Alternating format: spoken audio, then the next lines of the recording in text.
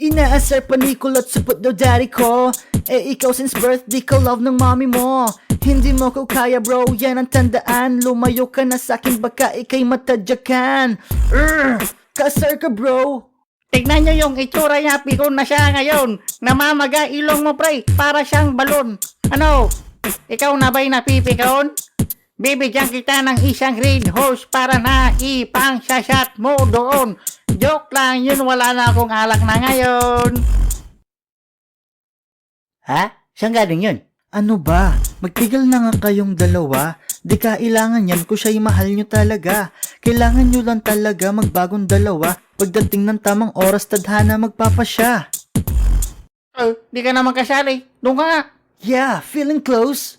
Okay, Gegi, time na. At ang boto ng urado. 4-3. Para kay Joaquin, Gegi. Ha? Ako ang nanalo daw. Napikon nga siya eh. Okay, ganito na lang. First time ever na babaguhin ko personally yung judging. Kasi marunong naman talaga ako manood ng battle eh. Marunong naman talaga ako maghurado eh. Ha? Yes, ipapanalo ako. So ang boto, babaguhin ko. Ang panalo, si Dan.